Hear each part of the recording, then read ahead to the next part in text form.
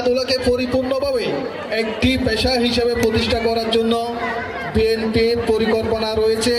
তারই ধারাবাহিকতায় ইতিমধ্যে প্রত্যেকটা উপজেলায় 5 জন করে ক্রীড়া শিক্ষক নিয়োগ দেওয়ার প্রক্রিয়া শুরু হয়েছে। ক্রিকেট, ফুটবল, অ্যাথলিট সহ 5টা খেলার বিষয়ে আজকে আমাদের যারা খেলেছে তাদের জন্য অবশ্যই সুখবর হচ্ছে, আপনি যতই ভালো খেলবেন আপনি ততই এগিয়ে যাবেন।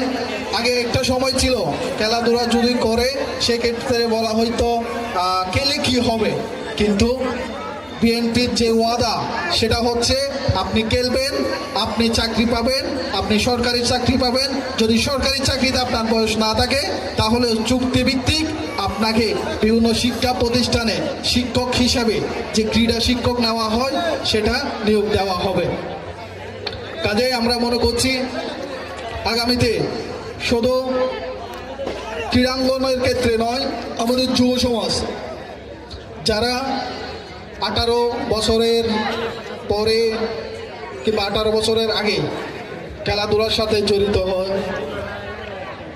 ইতিমধ্যে ঘোষণা করা হয়েছে 4র্থ শ্রেণী থেকে শিক্ষা কার্যক্রমে খেলাধুলা অন্তর্ভুক্ত করা হবে। তাতে করে আমাদের ছোট ছোট যেসব বাচ্চারা লেখাপড়া করবে তারা এই লেখাপড়ার সাথে সাথে, আগে আমরা কারিগরি শিক্ষার কথা বলতাম, কারিগরি শিক্ষার পাশাপাশি এখন খেলাধুলায় এইভাবে মনোযোগ দিতে হবে যেন আমাদের